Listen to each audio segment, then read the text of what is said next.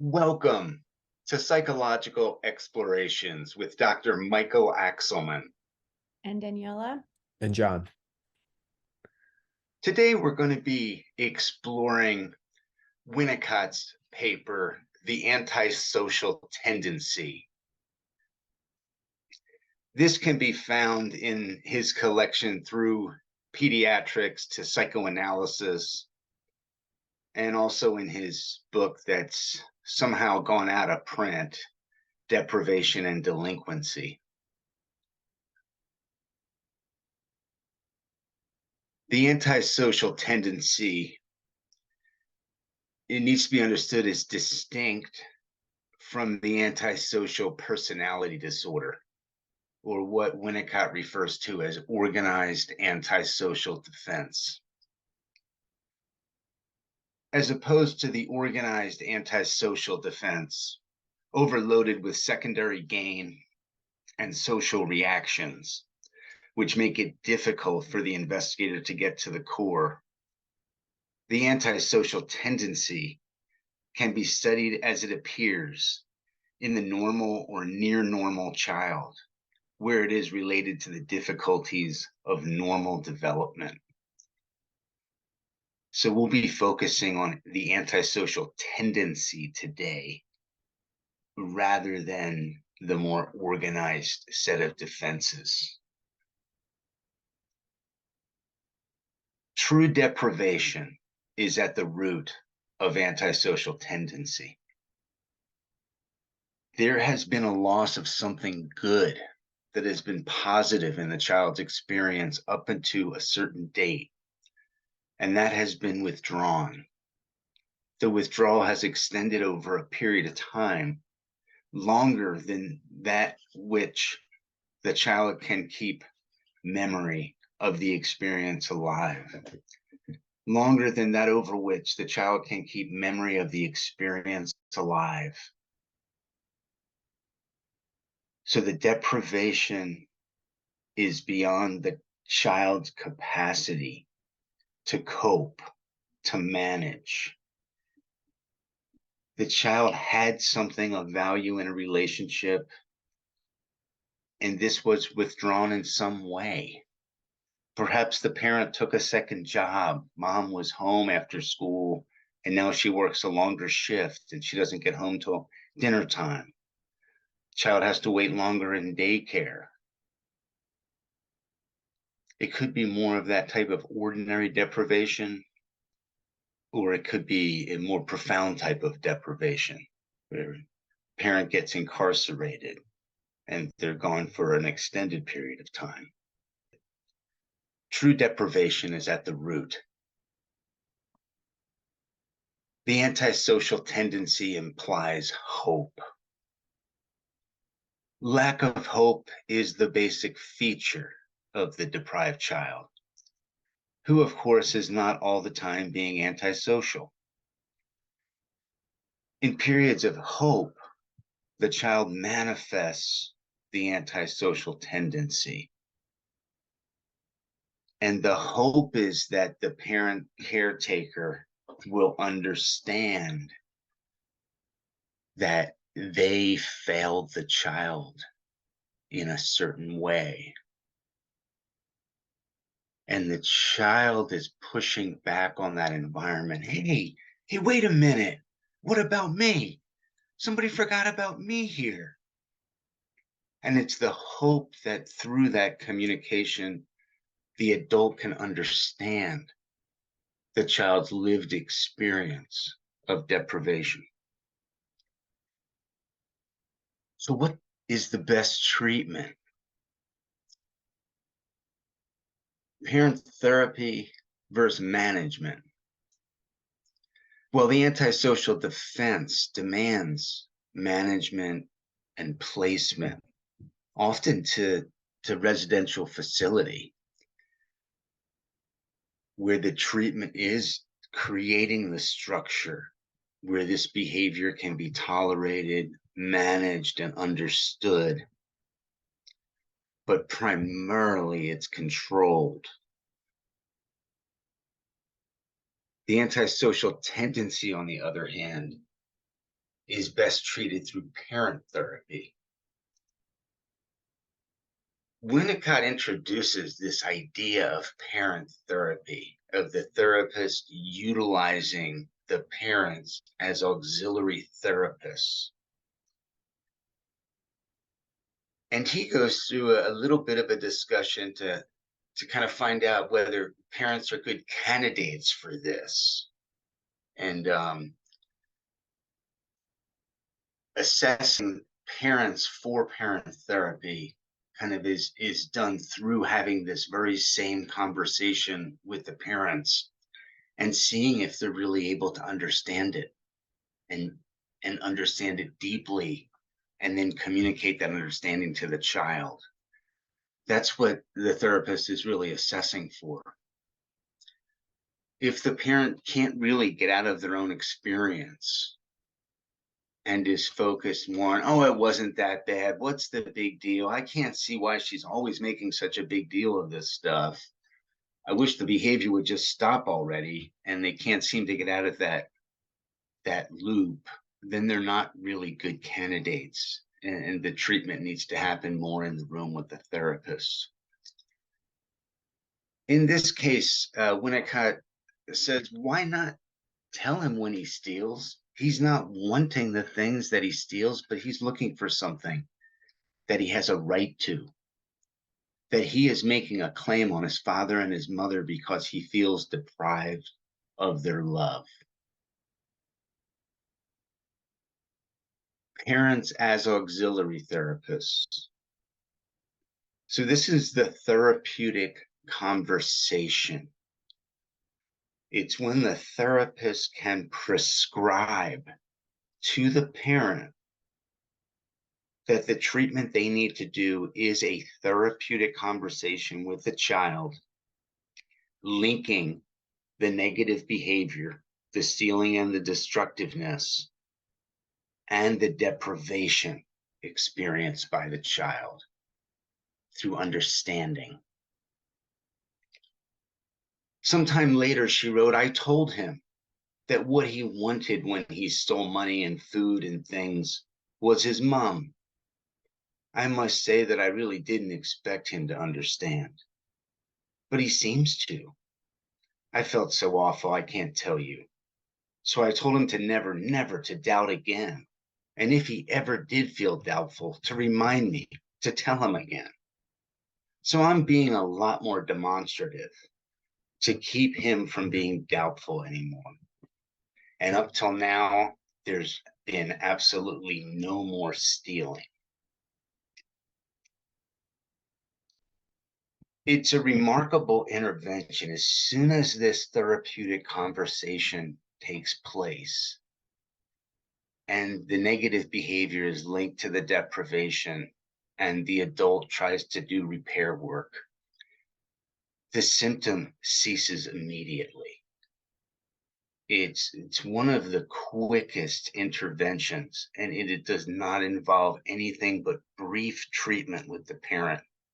So often I've seen these issues get resolved quickly, and the parental connection deepens through that therapeutic conversation.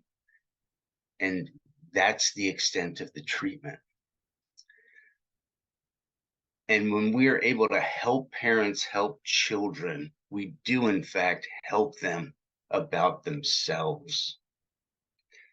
Parent therapy is a twofer. I mean, the parents end up feeling so much better having been able to process and engage with their child through the therapeutic conversation and to see the deepening of the connection and the deepening of the understanding about how the deprivation impacted the child.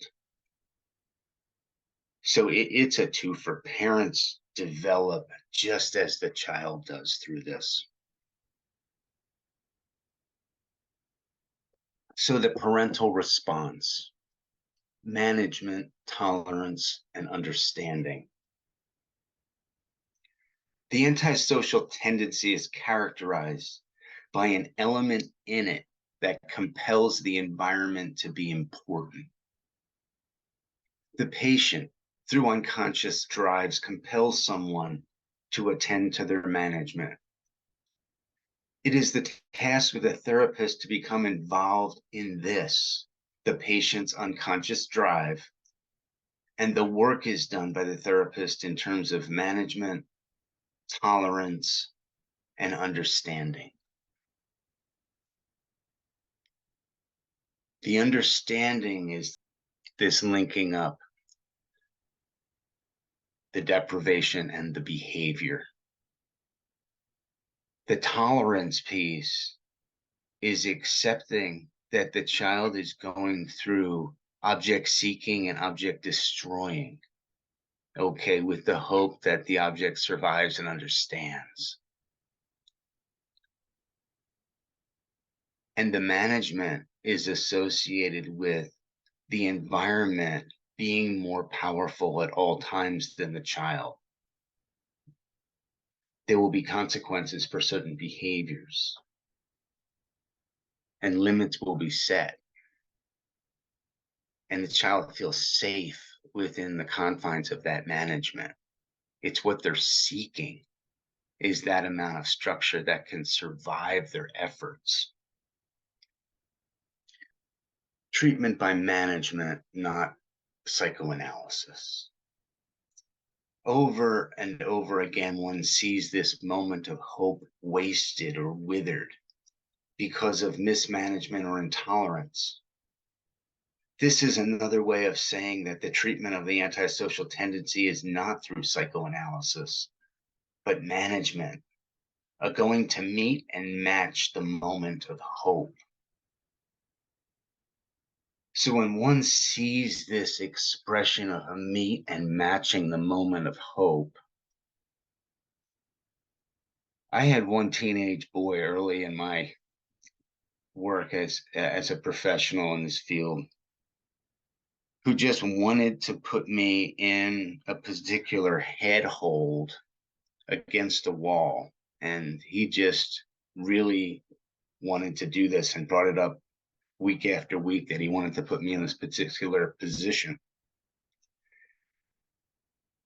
And over time, we worked on what he was going to do and how he was going to do it. And we talked about it in detail. And then we got to that day where he put me into that position. And he really needed to see me in that place of vulnerability. And it was through that we deepened our connection very much. Trust is built at that time. The absence of reactivity or attitude change, and an understanding that the stealing and disruptive child is the deprived child. Reactivity, attitude change. So often we see a child go into stealing or destructiveness, and then the parent goes into the tantrum, the adult tantrum, where there's a change in attitude and a level of reactivity that precludes the possibility of understanding, because tolerance is not being expressed.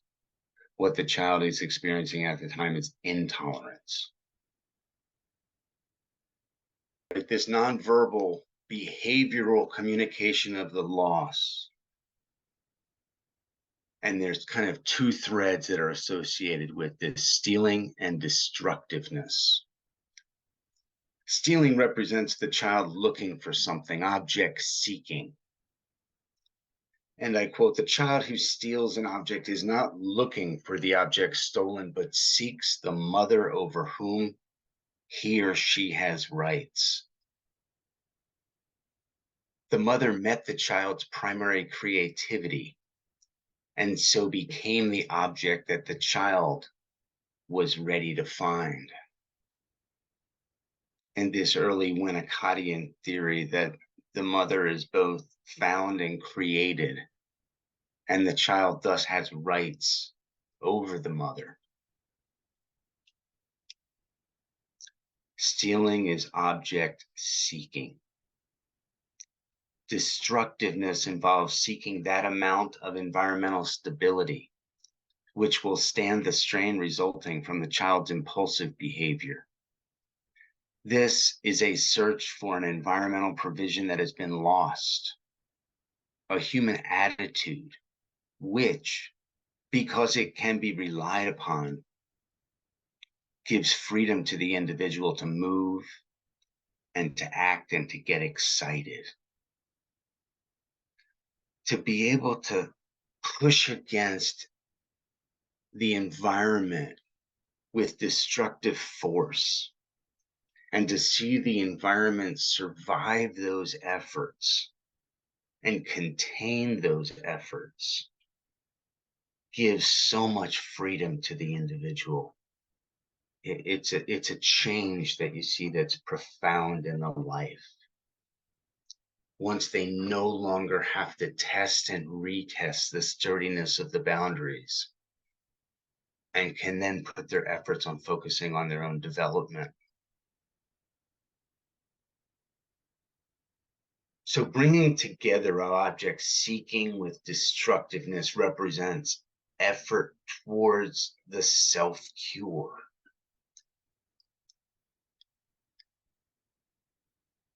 It's the favorite teacher, right, that gets stolen from. The favorite aunt or uncle. The one parent of the two who the child has a more favorable relationship with. That's when these two threads, this union of two threads, represents a tendency towards the cure, where you're seeking and trying to destroy that object, all the time wishing and hoping for survival. Okay, that's the unconscious wish underneath the behavior. I think of the example of the car where somebody's kicking the wheels and smashing the door, pushing the hood up and down. Like, hey, what are you doing? Banging a car around. I want to make sure I got a good car. You know, it makes a lot of sense for a child who's been let down to test the sturdiness of the vehicle they're about to get in.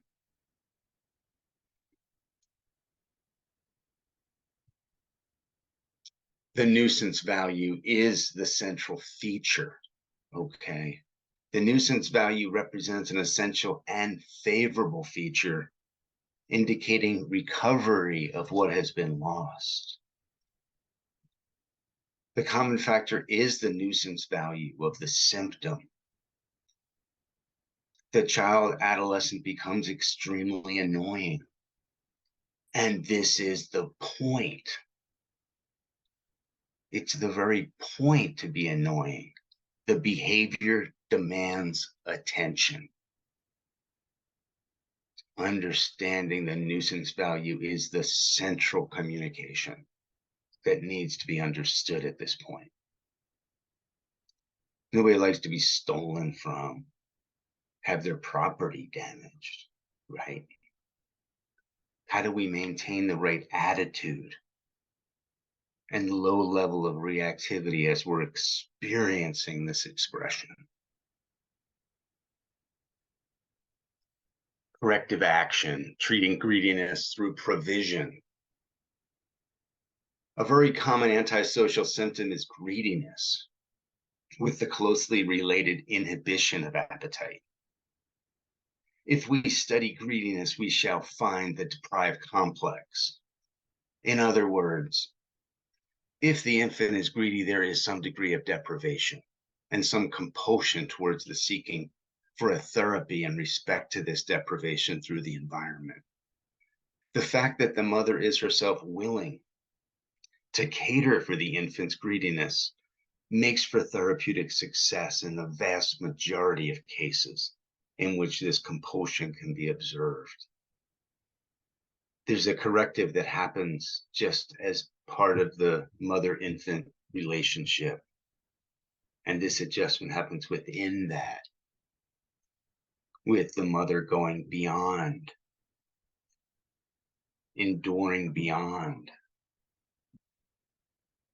containing beyond, right? That's that experience for the mother going through this corrective process.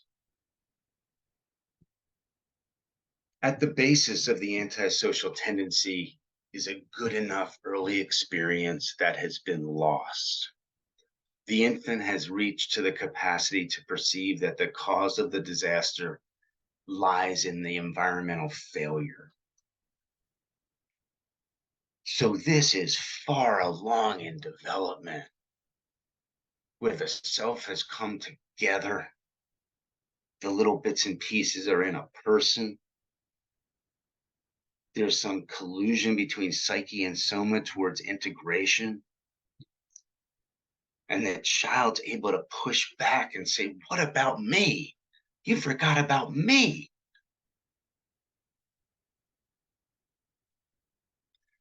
The greediness is part of the infant's compulsion to seek for a cure from the mother who caused the deprivation. It can be met and cured by the mother's therapeutic adaptation, so easily mistaken for spoiling. She gets near a cure because she enables the infant's hate to be expressed, while she, the therapist, is in fact the depriving mother. He closes his paper by linking the compulsion to shop as manifestation of the antisocial tendency. And this is something I think we can see quite broadly in society, this compulsion to go out and buy something, which is a common manifestation of the antisocial tendency. Also, we see it going out without aim and truancy as another expression of it, looking for that environmental containment. So that the containment in the family broke, and then through truancy, looking for that containment within the local society. In hope, again, driven by the hope that somebody can see the deprivation the child has experienced. So we know something was good enough, and that has been withdrawn. It leads us to a conceptualization that the parents can actually do the repair work.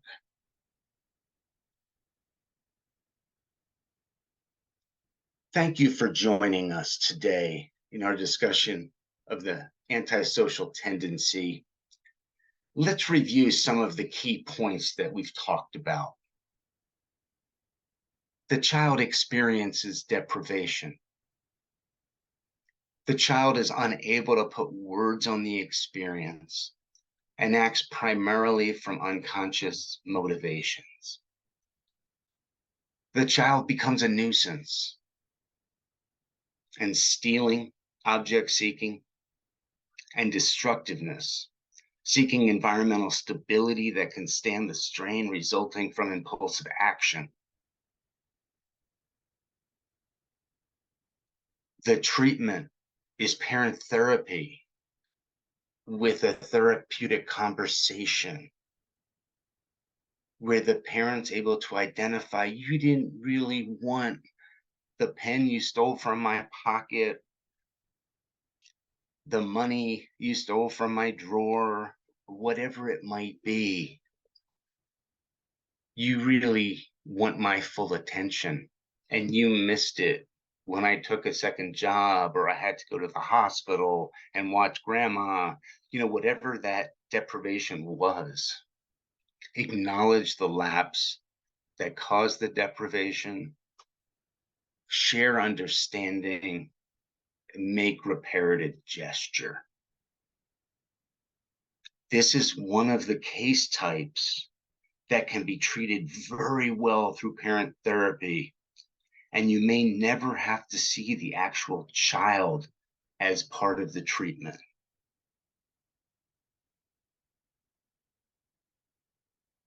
Thank you for joining us today, and please join us for our discussion in the second part as we talk about case material and personal reflections on the antisocial tendency.